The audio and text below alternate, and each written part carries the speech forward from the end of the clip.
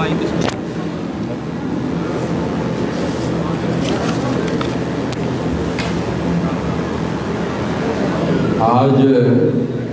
महेंद्रगढ़ में एससी और ओबीसी महापंचायत का हरियाणा के साथियों ने आयोजन किया है। तो सबसे पहले मैं हरियाणा के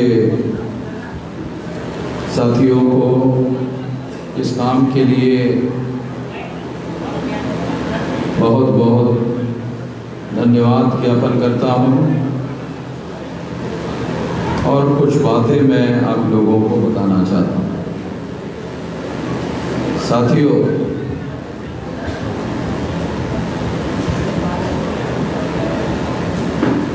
इस देश में हम लोग हजारों सालों से गुलाम बने हुए हैं। देश को आज़ादी मिलने के बाद भी और देश में संविधान लागू होने के बावजूद भी हम लोग इस देश में गुलाम बने हुए हैं, बनाए हुए हैं।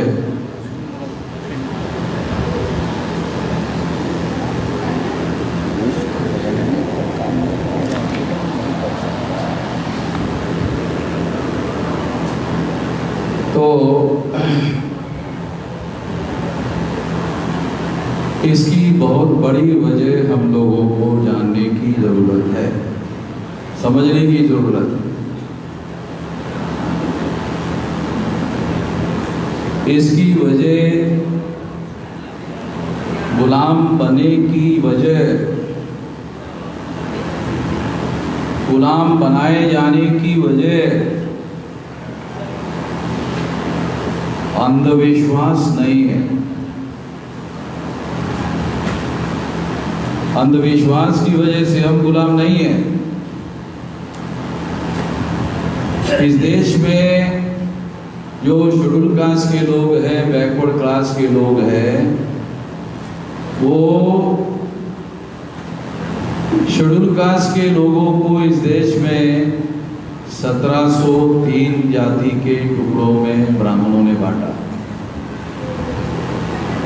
तो बटे हुए लोग नहीं हैं, बांटे हुए लोग हैं।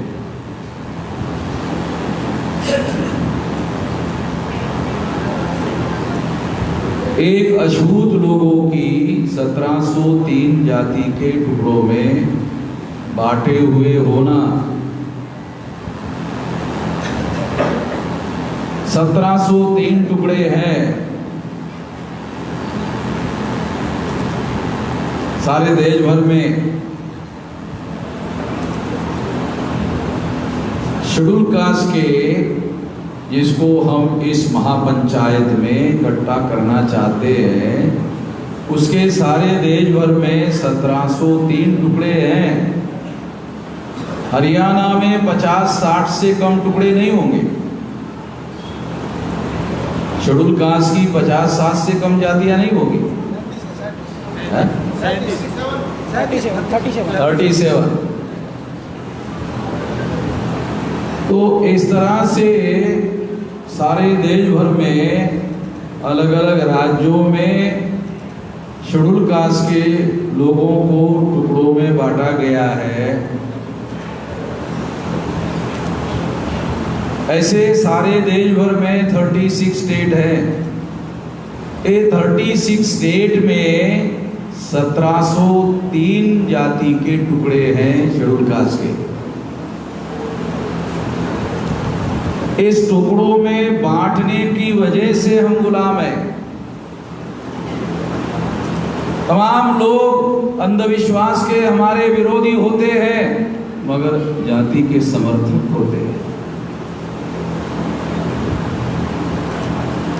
अंधविश्वास के विरोधी होते हैं, मगर जाति के समर्थक होते हैं।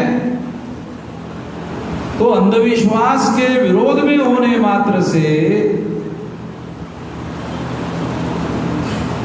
हमारी गुलामी खत्म होने वाली नहीं।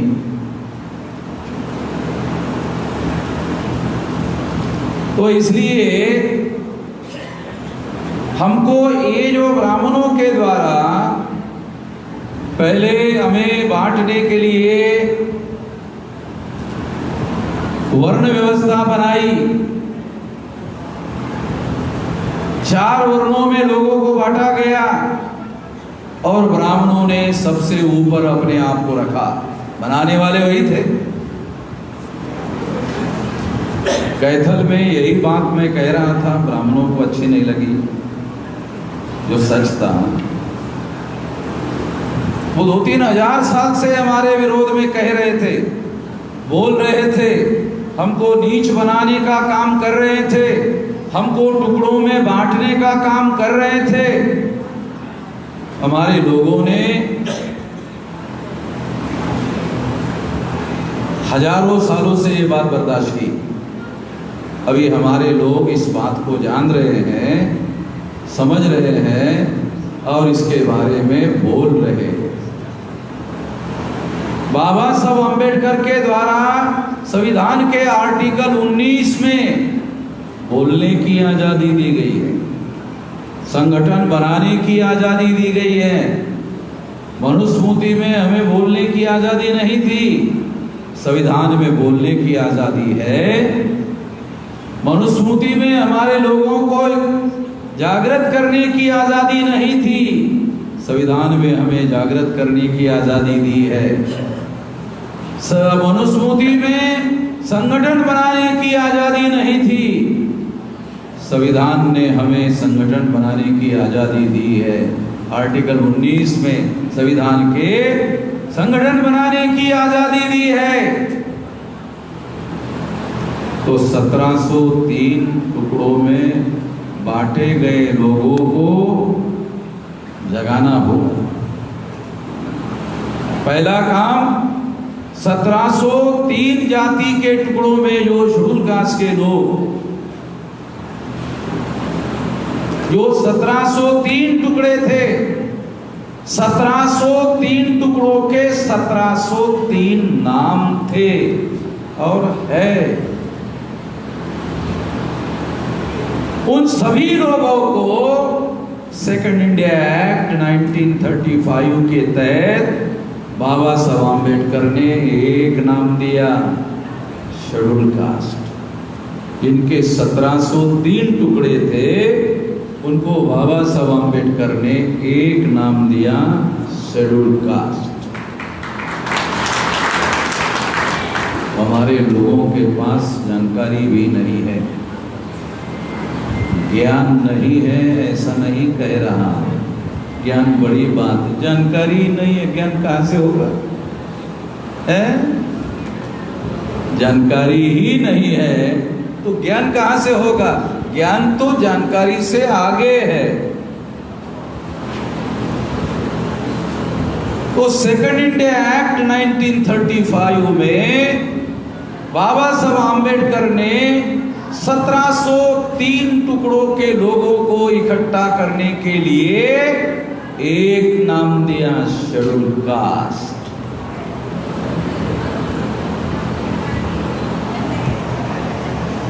समझाने के बोल रहा हूं, आपको समझने के लिए समझा रहा हूं। अगर आपके पास जानकारी नहीं है तो लोकतंत्र में आप लड़ाई नहीं लड़ सकते। लोकतंत्र में चाकू, छुरी, बंदूक, गोली नहीं चलती है। लोकतंत्र में जानकारी हथियार है, जानकारी हथियार है। लोकतंत्र में चाकू, छुरी, बंदूक, गोली नहीं चलती है, जानकारी हथियार है। जानकारी होना चाहिए। तो इन लोगों को 1703 टुकड़ों में बांटे गए लोगों को जगाना होगा। तो जगाने के लिए जानकारी चाहिए है? जगाने के लिए जानकारी चाहिए। जगे हुए लोगों को जोड़ना होगा, जोड़ने के लिए जानकारी चाहिए। जो जगाने के लिए जानकारी है वो जोड़ने के लिए उपयोगी नहीं है। जगाने के लिए अलग जानकारी चाहिए, जोड़ने के लिए अलग जानकारी चाहिए। और जोड़े हुए लोगों को संगठित शक्ति में रूपांतरित करना है, तो अलग जानकारी चाहिए। और संगठित शक्ति का उपयोग और प्रयोग परिवर्तन का लक्ष्य पूरा करने के लिए संगठित शक्ति का उपयोग और प्रयोग करना होगा। अलग जानकारी चाहिए। जगाने के लिए अलग चाहिए, जोड़ने के लिए अलग चाहिए, संगठित शक्ति निर्माण करने के लिए अलग जानकारी चाहिए, संगठित शक्ति का परिवर्तन के लिए उपयोग और प्रयोग करने के लिए अलग जानकारी चाहिए। जानकारी चाहिए।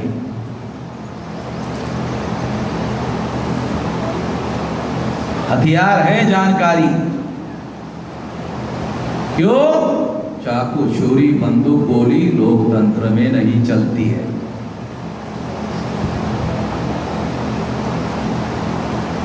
पहले हमारे लोगों को जानकारी हासिल करना चाहिए। इसलिए बता रहा हूं। क्या बता रहा हूं? ब्राह्मणों को बुरा लगता है। ब्राह्मणों का संगठन है आरएसएस। वो मुसलमानों के विरोध में लोगों को भड़काते हैं। फिर हमारे लोग मुसलमानों को धरते हैं, फिर बांधते हैं, फिर पीटते हैं और जान जाने तक मारते हैं। वो या तो एससी के होते हैं या तो बीसी के होते हैं।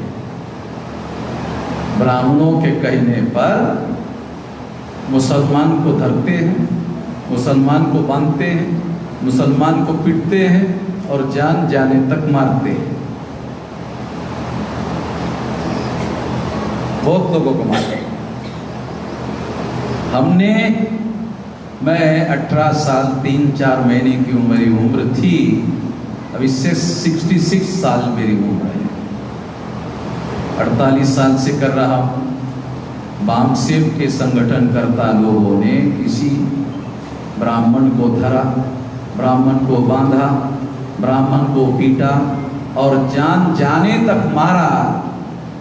ऐसी एक भी घटना नहीं, ऐसा एक भी एविडेंस नहीं है।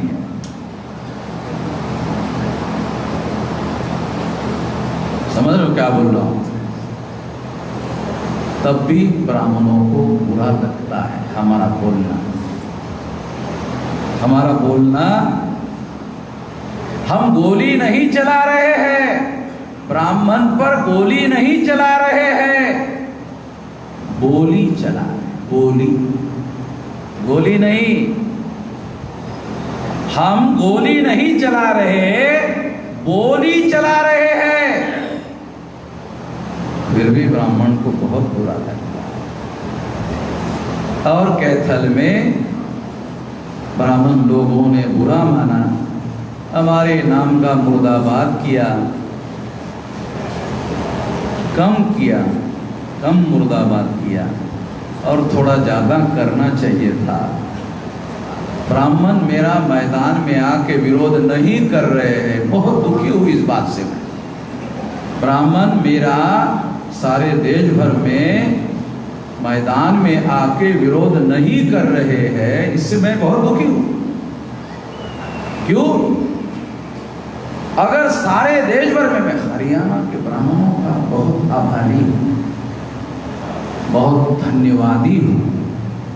वो मैदान में आकर मेरा विरोध करने के लिए मैदान में आए। हमने उनका वीडियो बनाया, सारे देश भर में लोगों को बताया कि देखो ब्राह्मण हमारा विरोध कर रहे हैं। मगर हरियाणा के बाहर के ब्राह्मण विरोध नहीं कर रहे। तो मैं हरियाणा के ब्राह्मणों को कहता हूं, सारे देश भर में फैल जाओ मेरा विरोध करने के लिए। सारे देश भर में फैल जाओ, मेरा विरोध करो। दूसरे ब्राह्मण विरोध नहीं कर रहे, दूसरे राज्यों के। आप अच्छे ब्राह्मण हो मेरा विरोध करने वाले, जाओ सारे देश भर में फैल कर मेरा विरोध करो।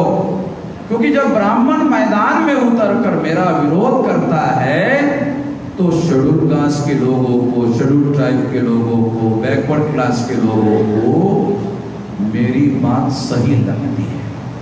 मैं समझा रहा हूँ 48 साल से समझा रहा हूँ, मेरे लोगों को कम समझ में आता है। जब ब्राह्मण विरोध करता है तो मेरे को बहुत टेलीफोन आया कि आप सही कर रहे हो। अरे तुम अभी कर रहे हो, 48 साल से कर रहा। नहीं, वो ब्राह्मण लोगों ने जो विरोध किया तो हमें पता चला आप सही कर रहे हो। तो इसलिए मैं हरियाणा के ब्राह्मणों को कह रहा हूं, तुम बहुत अच्छे ब्राह्मण, मेरा विरोध कर रहे हो, अच्छे ब्राह्मण हो, सारे देश भर में फैल जाओ, मेरा विरोध करो, खुलकर विरोध करो सारे देश भर में।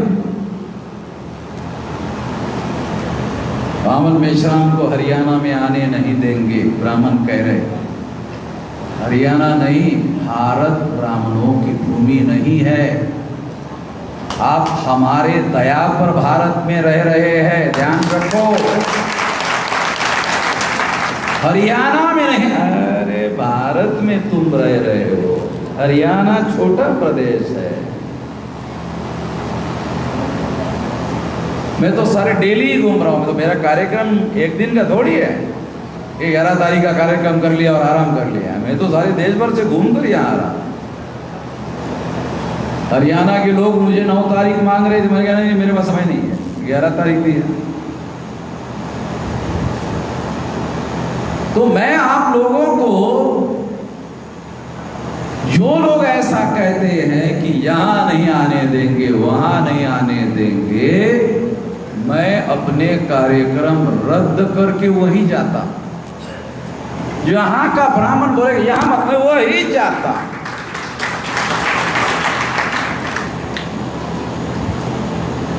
और ये टेस्ट करता हूं उसकी कितनी औकात है, उसकी औकात कितनी है। आप लोगों को मालूम नहीं है, मैं जानता हूं।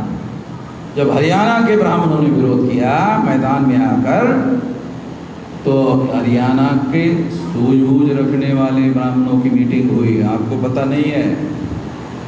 अरे ऐसा मत करो। क्यों?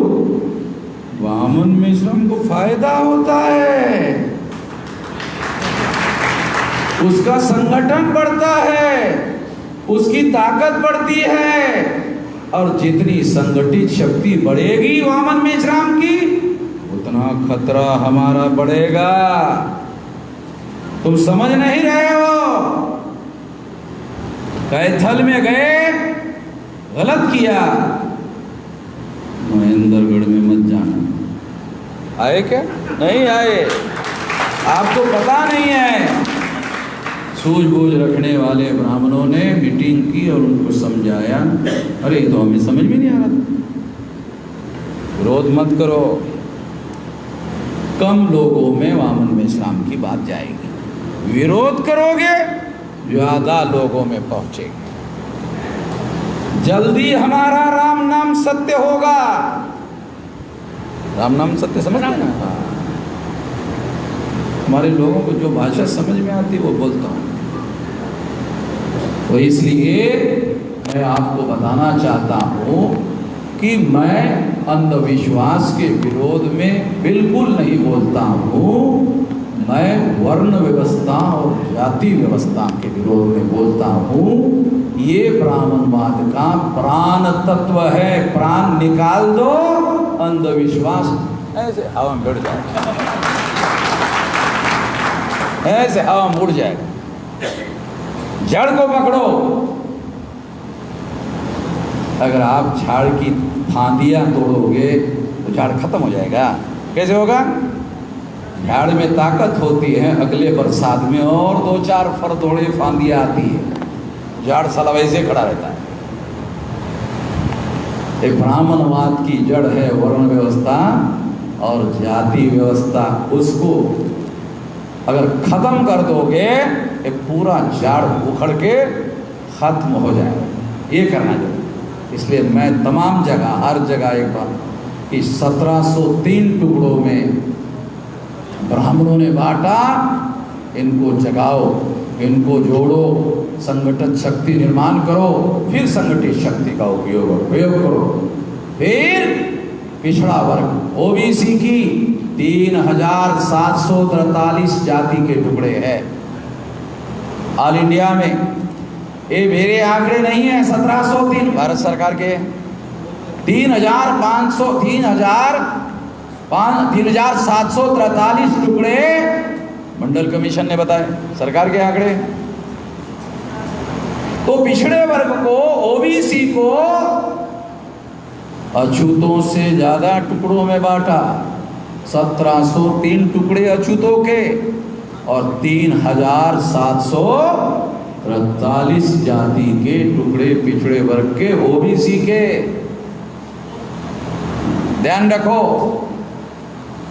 ये तीनों टुकड़ों को मिलाकर 1703 शेड्यूल कास्ट, 801 आदिवासी, पिछड़ा वर्ग 3743 मिलाकर आंकड़ा बनता है 6247।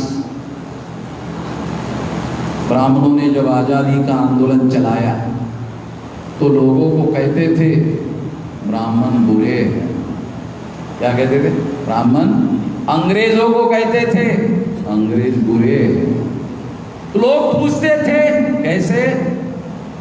कि इन्होंने हमारे लोगों को बांटा। ये कैसे बांटा? हिंदू मुसलमान में 2 टुकड़े किया।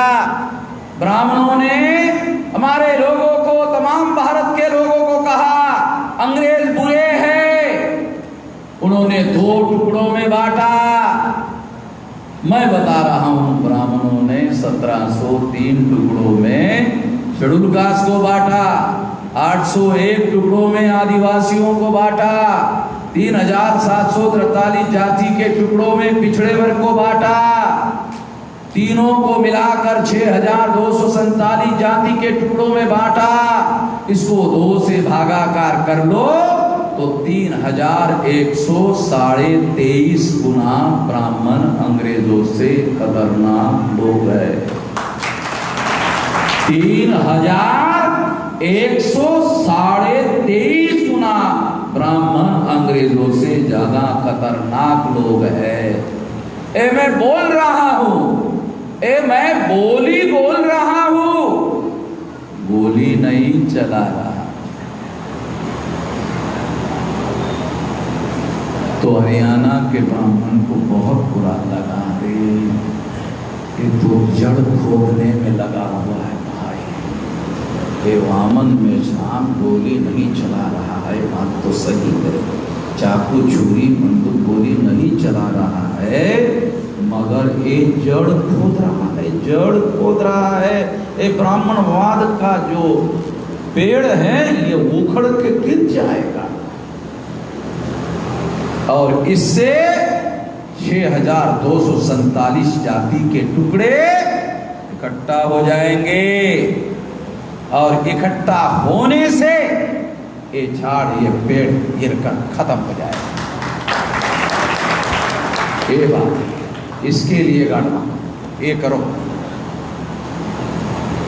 ये करना जरूरी, इसको जगाना जरूरी है, जगे हुए लोगों को जोड़ना जरूरी है, जोड़े हुए लोगों को संगठित शक्ति में रूपांतरित करना जरूरी है और संगठित शक्ति का जड़ को उखाड़ने के लिए उपयोग करना जरूरी है। ये करना जरूरी है, ये करो, कुछ भी करने की जरूरत नहीं है, ये करना जरूरी है।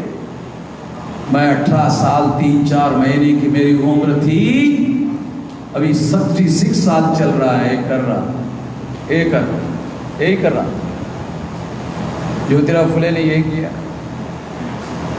वो कहते थे शूद्रो व्रति शूद्रों को जगाओ, जोड़ो, कहते थे। फिर शाहू महाराज ने भी कहा, फिर बाबा साहब अम्बेडकर ने भी कहा, और ये करने के लिए पर्टिकुलरली बाबा साहब अम्बेडकर ने संविधान में आर्टिकल 19 लिखा। ये करने के लिए लिखा। ये पढ़ लो ठीक से संविधान का आर्टिकल 19।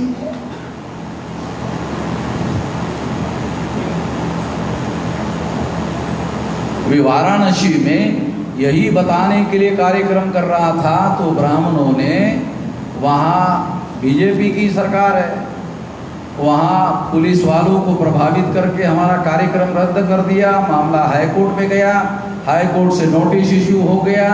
अब पुलिस कमिश्नर को हाई कोर्ट में जवाब देना है, इस संविधान का आर्टिकल का 19 का उल्लंघन क्यों किया। कहेगा वो, कहेगा इन्हें ब्राह्मणों ने कहा था, ये ब्राह्मणों ने कहा था इसलिए हमने ऐसा किया। तो ब्राह्मण तो कुछ भी कहेंगे, तुम तो सरकार की सैलरी ले रहे हो, संविधान की शपथ लेकर काम कर रहे हो, तो तुमको तो संविधान बाइंडिंग है, संविधान के अनुसार तुमको काम करना चाहिए।